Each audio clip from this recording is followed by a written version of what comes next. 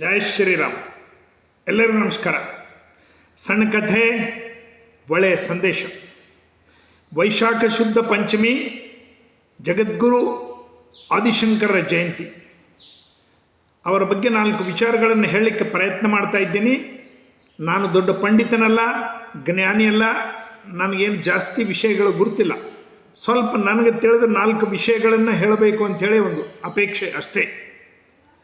ಶಂಕರ ಭಗವತ್ಪಾದರಿಗೆ ಜಗದ್ಗುರುಗಳು ಅಂತ ಎದಕ್ಕೆ ಅನ್ಬೇಕಪ್ಪ ಅಂತಂದ್ರೆ, ಜಗತ್ತಿನ ಜನರಿಗೆಲ್ಲ ಇವರೊಬ್ಬರೇ ಗುರುಗಳಂತಲ್ಲ, ಜಗತ್ತಿನ ಬಹುತೇಕ ಜನರು ಒಪ್ಪುವ ಮಾರ್ಗ ತೋರಿಸಿದವರು ಅಂತ ಜಗದ್ಗುರುಗಳ ಅರ್ಥ.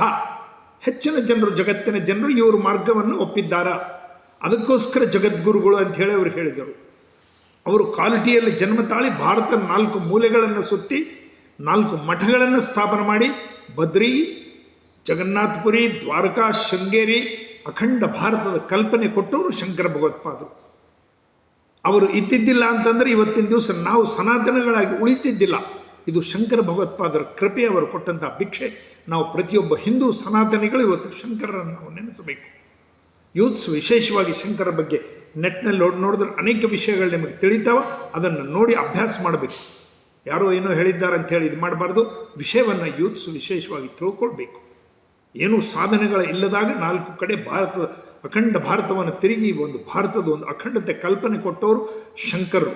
ಶಂಕರರ ಅದ್ವೈತ ಹೊಸದೇನಲ್ಲ, ಹೊಸ ಅದ್ವೈತ ವಿಚಾರಗಳನ್ನೇನು ಹೇಳಿಲ್ಲ. ಭಗವದ್ಗೀತೆ ಒಳಗೆ ಹೇಳಿದ್ದೇ ಶಂಕರರು ಹೇಳಿದ್ದಾರೆ. ಭಗವದ್ಗೀತೆ ಒಳಗೆ ಹೇಳಿದ ಅದ್ವೈತನ್ನೇ ಶಂಕರರು ಹೇಳಿದ್ದಾರೆ. ಅಂದು ನರಬಲಿ, ಪ್ರಾಣಬಲಿ, ಪ್ರಾಣಿಗಳ ಬಲಿ, ಹಿಂಸೆ, ಮೂಢನಂಬಿಕೆ, ಕರ್ಮಕಾಂಡಿಗಳಾಗಿ ಉಳಿದು ಬಿಡೋದು, ಇವೆಲ್ಲ ಇದ್ದವರಿಗೆ ಜ್ಞಾನ ಮಾರ್ಗವನ್ನು ತೋರಿಸಿ ಭಗವಂತನ ಸಾಕ್ಷಾತ್ಕಾರ ಮಾಡ್ಕೊಳ್ಳಿಕ್ಕೆ ಜ್ಞಾನವೊಂದೇ ಸಾಕು ಅಂಥೇಳಿ ಆ ಜ್ಞಾನ ಮಾರ್ಗ ತೋರಿಸಿದವರು ಶಂಕರ ಭಗವತ್ಪಾದರು. ಆ ಮಂಡನ ಮಿಶ್ರರಿಗೆ ಸಹಿತ ಅವತ್ತಿನ ದಿವಸ ಕರ್ಮಕಾಂಡಿ ಆದಂಥ ಮಹಾನ್ ಕರ್ಮಕಾಂಡಿಯನ್ನು ಸಹಿತ ಸೋಲಿಸಿ ಅದಕ್ಕೆ ಸಹಿತ ಜ್ಞಾನ ಮಾರ್ಗವನ್ನು ತೋರಿಸಿದವರು ಶಂಕರರು. ಭಾರತದ ಕಲ್ಪನೆ ಕೊಟ್ಟವರು ಅಖಂಡ ಭಾರತದ್ದು. ದಕ್ಷಿಣದ ಜನರನ್ನು ಒಯ್ದು ಉತ್ತರಕ್ಕೆ ಪೀಠಾಧಿಪತಿಗಳು ಮಾಡಿದ್ದವರು, ಉತ್ತರದ ಪೀಠಾಧಿಪತಿಗಳನ್ನು ತಂದು ಇಲ್ಲಿ ಶೃಂಗೇರಿಯಲ್ಲಿ ಪೀಠಾಧಿಪತಿಗಳನ್ನು ಮಾಡಿದ್ದು. ಭಾರತದ ಸಂಸ್ಕೃತಿಗಳ ಒಬ್ಬರಿಗೊಬ್ಬರಿಗೆ ತಿಳಿಲಿ ಅಂಥೇಳಿ ಅವರು ಕಲ್ಪನೆ ಮಾಡಿದ್ದು. ಅವರು ಹೇಳಿದ ಒಂದು ಶ್ಲೋಕವನ್ನು ನಾವು ಜೀವನದಲ್ಲಿ ಅಳವಡಿಸಿಕೊಂಡ್ರೆ ಸಾಕು. ಅವರು ಹೇಳಿದ ಭಜಗೋವಿಂದಮ್ಮನ 32 ಶ್ಲೋಕಗಳ ಸರಿಯಾಗಿ ಅಭ್ಯಾಸ ಮಾಡಿ ಕಂಠಸ್ಥ ಮಾಡಿ ಅದನ್ನು ತಿಳ್ಕೊಂಡು ಬಿಟ್ಟರೆ ನೀವು ಬೇರೆ ಏನೂ ಓದೋದು ಬೇಕಾಗಿಲ್ಲ. ವೇದ, ಶಾಸ್ತ್ರ, ಉಪನಿಷತ್ತು, ಭಾಷ್ಯ, ಮೀಮಾಂಸ, ನ್ಯಾಯ, ತರ್ಕ ಎಲ್ಲ ನೋಡ್ರಿ ಆ 32 ಶ್ಲೋಕಗಳನ್ನಲ್ಲಿ ಜೋಡಿಸಿಬಿಟ್ಟಿದ್ದಾರೆ. ಕಾಶಿ ಒಳಗೊಂದು ವೃದ್ಧ ಬ್ರಾಹ್ಮಣ, 90 ವಯಸ್ಸು, ನನಗೆ ವ್ಯಾಕರಣಗಳು ಬರ್ತಾವ, ಡುಕ್ರುಂಕರಣೆ ಅಂಥೇಳಿ ವ್ಯಾಕರಣ ಶ್ಲೋಕಗಳನ್ನು ಹೇಳ್ತಾ ಒಂದು ರಸ್ತೆ ಬದಿಯಲ್ಲಿ ನಿಂತು ಹೇಳ್ತಾ ಇದ್ದ ಗಟ್ಟಿಯಾಗಿ, ಬನ್ನಿರಿ ನಾವು ವ್ಯಾಕರಣ ಕಲಿಸ್ತೀನಿ, ನನಗೆ 4 ದುಡ್ಡು ಕೊಡ್ರಿ. ಅವ್ರಿಗೆ ಆವೇಶ ಬಂದುಬಿಡ್ತು ಶಂಕರರು ಆತನ್ನು ನೋಡಿ.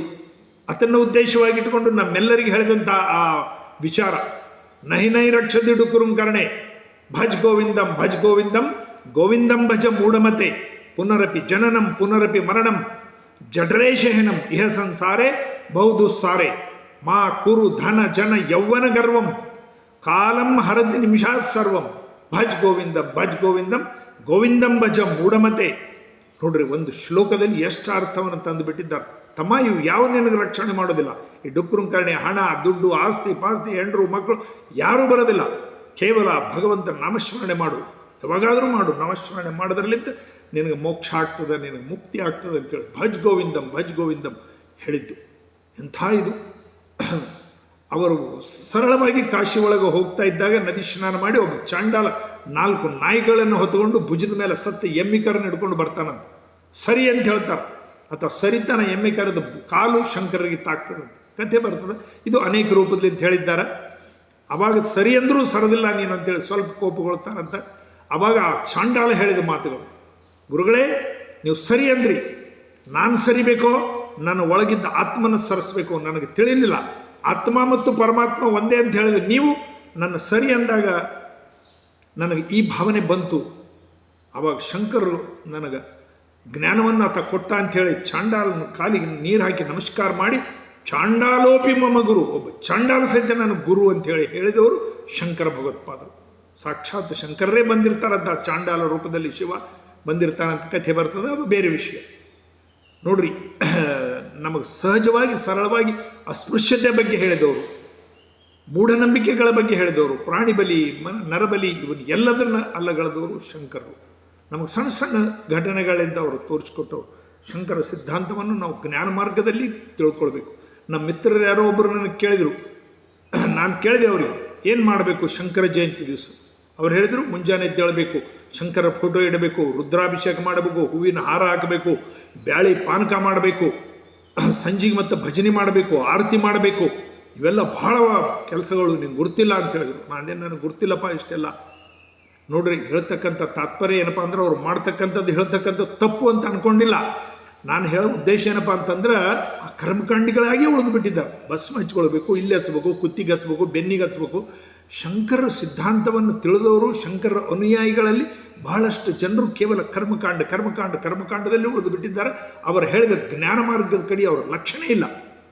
ಶಂಕರರು ಇವೆಲ್ಲ ಬೇಡ ಅಂತ ಹೇಳಿಲ್ಲ. ಮಾಡಿರಿ, ಬ್ಯಾಳಿ ತಿನ್ನಿರಿ, ಪಾನಕ ತಿನ್ನಿರಿ, ಶಂಕರದ್ದು ರುದ್ರಾಭಿಷೇಕ ಮಾಡಿರಿ, ಫೋಟೋ ಇಡ್ರಿ, ಹೂವಿನ ಹಾರ ಹಾಕ್ರಿ, ಇದರಲ್ಲೇ ಉಳಿದು ಬಿಡಬೇಡ್ರಿ. ಇದರ ನಂತರ ಕೂಡ ಸ್ವಲ್ಪ ಅವ್ರು ಹೇಳಿದ ಜೀವನದಲ್ಲಿ ಭಜಗೋವಿಂದ ಮನೆಯಲ್ಲಿ ಹೇಳಿದ ಸ್ತೋತ್ರಗಳನ್ನು ಅವ್ರು ಹೇಳಿದಂಥ ಇದನ್ನು ನೋಡ್ರಿ, ನಿಮ್ಮ ಜೀವನ ಸಾರ್ಥಕ ಮಾಡಿಕೊಡ್ರಿ, ಜ್ಞಾನ ಮಾರ್ಗದಿಂದ ನಡೀರಿ.